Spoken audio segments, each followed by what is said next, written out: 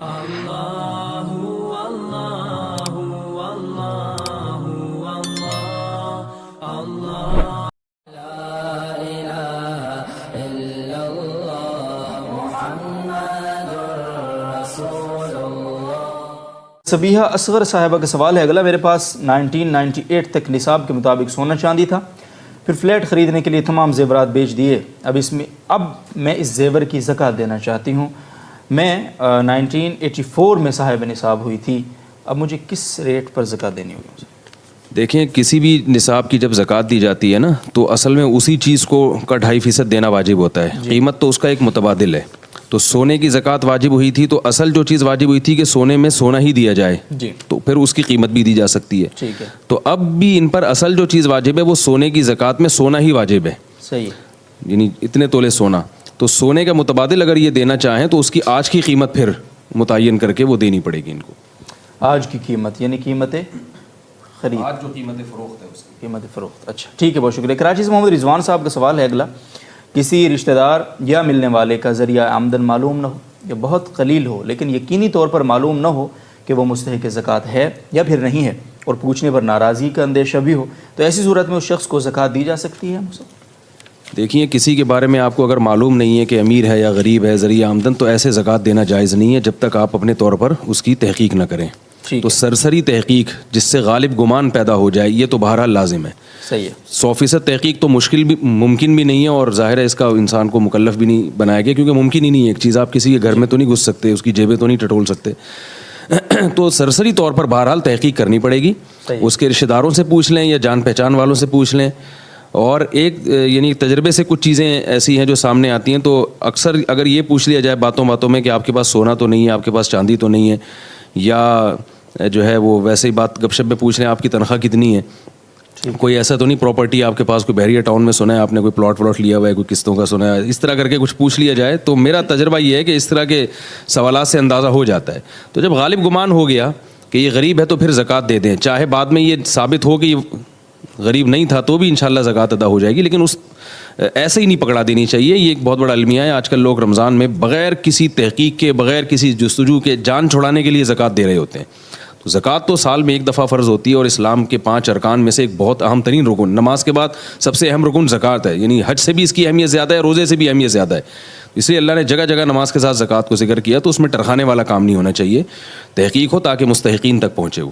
ٹھیک، بہت بہتر مصعب، جزاکم اللہ۔ اسلام آباد سے شعیب صاحب کا سوال ہے۔ میرے پاس 3 پلاٹ ہیں مصعب، جن میں سے ایک کی قیمت ادا کر چکا ہوں، باقی 2 کی قسطیں چل رہی ہیں، قبضہ ایک کا بھی نہیں ملا ہے مجھ کو ابھی تک۔ نیت یہ ہے کہ جس پلاٹ کا قبضہ پہلے مل گیا، باقی 2 کو بیچ کر اس پر گھر بناؤں گا، کیا زکوٰۃ ہوگی ان پلاٹ پر؟ یعنی ان کا سوال یہ ہے شاید کہ وہ جو پلاٹ ہے بیچنے کے لیے جو انہوں نے لیا ہے، تو یعنی اس کو بیچنے میں ان کا نیت ہے کہ اس سے مکان بنانا چاہتے ہیں۔ یہ 2 پلاٹ کو بیچ کر ایک پر مکان بنائیں۔ تو اصل مسئلہ تو یہ ہے کہ اگر آپ نے پلاٹ بیچنے کے لیے خریدا ہو، چاہے اس سے نیت کچھ بھی ہو مکان بنانے کی، تو اس پر زکوٰۃ واجب ہے۔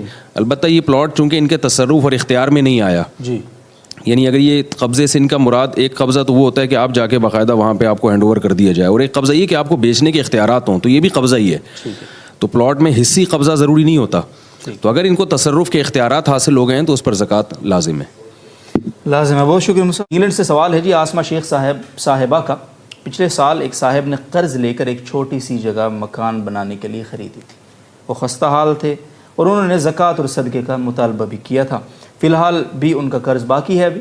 اس بار انہوں نے ایسا کچھ نہیں کہا، تو کیا ان صاحب کو خود سے زکوٰۃ یا صدقہ دے سکتے ہیں؟ وہ بچوں کو قرآن پاک پڑھاتے ہیں مصعب۔ یہ مسئلہ ابھی تھوڑی دیر پہلے بیان کیا ہے کہ زکوٰۃ دینے میں کچھ تحقیق کرنے کی ضرورت ہے۔ ٹھیک ہے، تو یہ ضروری نہیں کہ جو پچھلے سال زکوٰۃ کا مستحق ہو وہ اس سال بھی زکوٰۃ کا مستحق ہے، تو یہ ضروری نہیں ہے۔ ایک بات تو یہ ہو گئی۔ تو دوسری بات یہ ہے کہ زکوٰۃ مانگنے کے مسائل الگ ہیں۔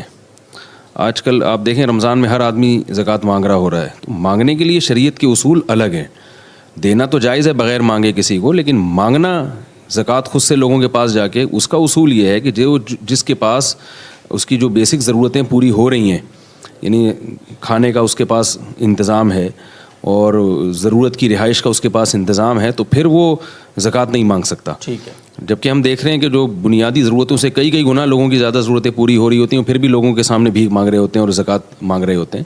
تو نصاب تو دیکھا جائے گا کہ یہ زکوٰۃ کا مستحق ہے یا نہیں ہے، لیکن بعض دفعہ نصاب کا مالک نہیں ہوتا, مستحق ہوتا ہے, پھر بھی اس کے لیے مانگنا صحیح نہیں ہوتا اس کے لیے کسی سے زکوٰۃ جا کے, تو اس میں تھوڑا احتیاط کرنی چاہیے. احتیاط کرنی چاہیے. بہت شکریہ. ملتان سے ابو ذر غفاری صاحب کا سوال ہے, زکوٰۃ میں رقم کے بجائے سامان دیا جائے, اگر مثلا دیسی گھی, اچار, کریم وغیرہ, تو اس پر جو ٹیکس لگتا ہے اس کا کیا حکم ہے؟ نیز رقم دینا بہتر ہے یا پھر سامان وغیرہ دیں تو زیادہ اچھا ہے؟ نہیں, یہ جو ٹیکس لگتا ہے یہ زکوٰۃ دینے والے ہی کے ذمے ہے, اس کو زکوٰۃ سے مائنس نہیں کیا جا سکتا, منہا نہیں کیا جا سکتا.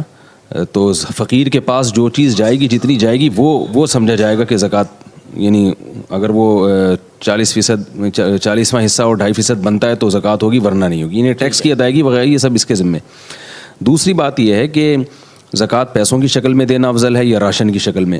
عام حالات میں تو پیسے دینا بہتر ہے تاکہ وہ اپنی جو بھی ضرورت کی چیز ہو وہ خرید سکے.